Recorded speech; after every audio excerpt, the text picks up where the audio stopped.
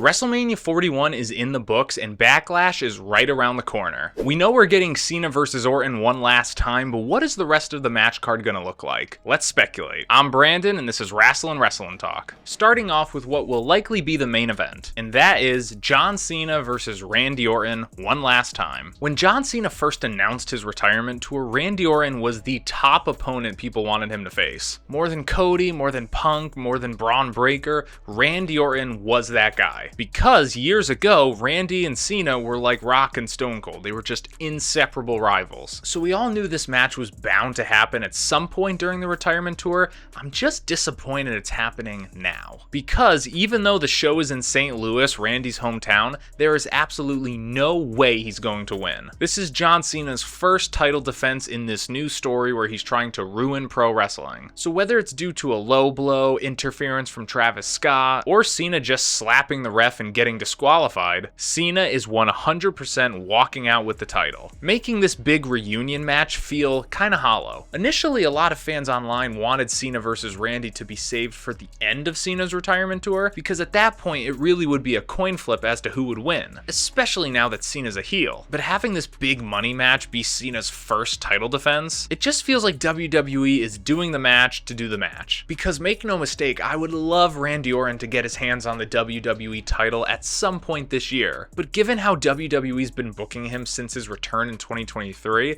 I don't think it's in the cards. Also, I'm not certain this is going to be a great match, because Cena in 2025 works a lot slower. If you saw the main event of WrestleMania, he deliberately works slow and almost tries to make the match unentertaining. Couple that with Randy Orton, who always works at a very deliberate, slow pace, this might just be one of the slowest matches ever. I can't lie though, seeing the ultimate good guy and bad guy of my childhood going at it one more time, this time with the roles flipped, it's cool, I'll be seated. I just wish it was happening later so there'd be more chance for unpredictability. So Cena versus Orton is definitely gonna main event. The show would not be in St. Louis if that wasn't the case. But what match is going to open the show? I think it's very clear. CM Punk and Roman Reigns versus Seth Rollins and Braun Breaker. Ever since what happened at WrestleMania 41 and the Raw after Mania, this match is a lock. Seth and Heyman are clearly forming a new version of Evolution. Some online are calling it the Dangerous Alliance. And I gotta tell you, I love the idea of Punk and Roman teaming up. To me, it is infinitely more exciting than when Roman teamed up with Cody. That being said though, there is no way that Seth and Braun aren't winning this match. This is a must win. You don't create this new faction full of top guys completely changing the wrestling landscape just for them to lose their first match. Whether it's due to Punk and Roman not being able to coexist, Seth, Heyman, and Braun cheating, or just Seth and Braun beating them clean, Seth and Braun have to win this match because this is the first chapter in WWE's new saga. This new story with Seth and Heyman is going to be WWE's new version of the Bloodline, where they are going to run through the entire roster, collect all the gold, and probably main event a few WrestleManias. So in terms of this match, sorry Punk and Roman, one of you has to take the pin. And I wouldn't be surprised if a new member is added to the faction during this match either. Okay, so those two matches are obvious. They're going to be the bookends of the show. The tag match is going to open, Cena versus Orton is going to close. But what matches are going to fill out the rest of the show? You're probably only going to see 3 because WWE typically likes those 5-match cards for their PLEs that aren't WrestleMania or their gimmick PLEs like the Rumble and Elimination Chamber. So looking at the current stories of WWE,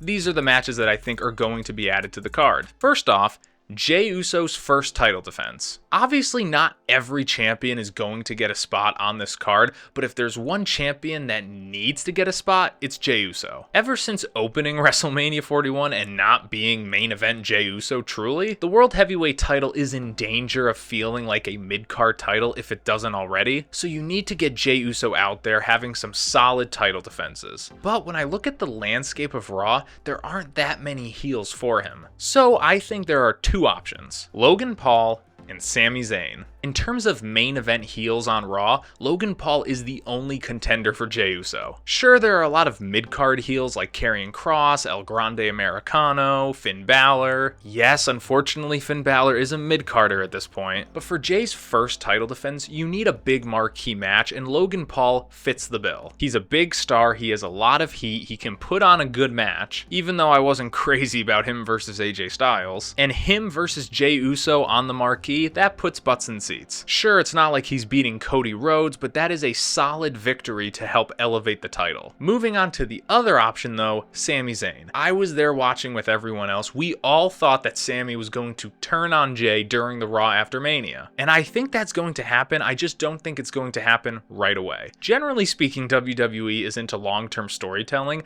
and when you look at Jey Uso's title reign, him versus Sami is that long-term story that he needs to elevate his title and his character. They already have that built-in history. Jey versus Sami could be Jay's first big feud, but they gotta build to that. Having Sami turn heel right before Backlash would just feel rushed. So I say you do Jay versus Logan Paul, get that out of the way, but slowly plant the seeds of Sami wanting that title from Jay. So then whenever he does turn, it is a big moment that will lead to a big match. Shifting gears to the women's division, I actually think both world titles are probably going to be defended on the card. Starting off with the WWE Women's Championship, Tiffany Stratton versus Nia Jax. Now that Tiffany has beaten Charlotte, I think this match makes the most sense. WWE never fully closed the loop on the Nia versus Tiffany feud, so if you want to keep elevating Tiffany as a main event star, Nia is that perfect first opponent for her. You can wrap up the feud on a big stage at a PLE, and then from there Tiffany can go on to have a bunch of other big title defenses with the women of SmackDown. But in terms of Tiffany versus Nia, Tiffany wins, no question. Moving on to the Women's World Championship, I think the match at Backlash is going to be Io Sky versus Rhea Ripley. Why do I think this match is going to happen? Because the main event scene of Raw is literally just Rhea and Io. They are the only two. Becky Lynch and Bayley are involved with the IC title, Liv Morgan is involved in the tag division, so really the only two main event players on Raw are Io Sky and Rhea Ripley. So by process of elimination, this has to be Io's first title defense. And I think she has to win too. Rhea Ripley needs a break from the world title scene, so whether that's going off to feud with Roxanne Perez or Julia, WWE needs to figure out something else to do with Rhea to keep her interesting, so that she doesn't just fall into the same boat as Charlotte Flair, who only chases titles. However, once Io beats Rhea, who's gonna come out to congratulate her but a returning Asuka and Kairi Sane? Reports are saying that both of them may return around the May timeframe, so why not have them come out, congratulate Io, and then go full John Cena and turn on her. Think about it. If WWE wants to elevate Io to that next level, you need to give her some long-term stories to sink her teeth into. She can't just be putting on good matches for the sake of good matches. Just like the men's division has these big stories like the Bloodline Saga or Punk versus Drew, you need to give that same treatment to the women's division, so why not tell the story of the fall of Damage Control, where Io Sky and Dakota Kai, the OG members, have to team up against the Kabuki Warriors, who are now heels, and both of them can be Io Sky's next two title defenses. Obviously, it does depend on both Asuka and Kairi returning, which again, reports say that they're rumored to return around May, so assuming they're correct, that's the direction I would go after Io versus Rhea. Another women's match that should definitely be on the card, even though it's going to bring the total to 6 matches, is Becky Lynch versus Lyra Valkyria. Ever since the Raw after Mania, we knew this was going to happen. And I think it needs to be on a big stage. It needs to be on Backlash. It's Becky Lynch's big return singles match. It would be the first time that the women's IC title is defended on a PLE. And of course, Becky should win. No one is better at elevating talent in the women's division than Becky Lynch. Just look at what she did with the NXT women's title. She helped elevate Tiffany Stratton and Lyra Valkyria to that next level. And once she gets her hands on the IC title, she can absolutely do the same thing. And not to mention, she's probably the one who attacked Bayley in the first place, so you can eventually build to a Becky versus Bayley feud for the IC title, which is something I really want to see, but it all hinges on Becky beating Lyra. Alright, so we are at 6 matches. That's more than enough for Backlash. What are some other matches though that have potential to be on the card? I can think of 3. One is for the men's US title. I think you could do a fatal 4-way. Jacob Fatu versus LA Knight versus Drew McIntyre versus Damian Priest. I don't know why WWE would want to do that. I feel like you're kind of eliminating all these opponents for Jacob right out of the gate. But when you think about it, all 3 guys are probably just waiting to feud with either John Cena or Cody Rhodes. So them going after the US title can just be a filler episode while they're waiting for that slot to open. Because John Cena versus LA Knight, Drew McIntyre versus Cody Rhodes, those are both matches that are probably going to happen this year, meaning neither of them are going to be Jacob Fatu. However,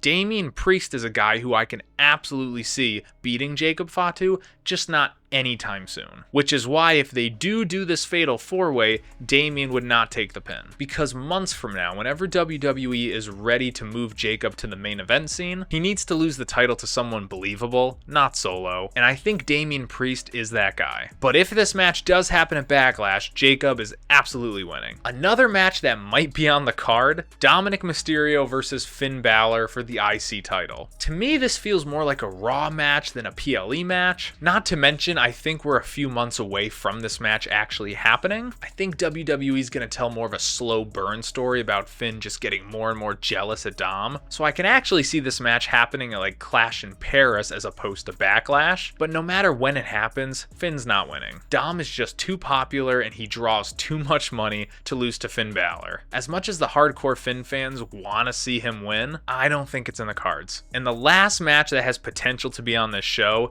is, surprisingly, Gunther versus Pat McAfee. I did not think this would be the direction WWE would take Gunther after losing the World Heavyweight title, but here we are. I'm still 50-50 on if this match is actually happening or if they're just building a storyline or something where Pat McAfee is just involved. But WWE is in a weird position with Gunther where the guy has been a champion for like 80% of his time on the main roster. So at this point, he needs to learn how to be an interesting character without chasing a title. So whether it be facing Pat McAfee or Logan Paul or retiring Goldberg, I think the next few months are going to be very different, almost experimental for Gunther. If this match happens though, Gunther is absolutely winning. But that's it. Those are the matches I think are going to be on the Backlash 2025 card and who I think is going to win. What do you think? Comment below, let me know, and I'll see you next time. Bye bye.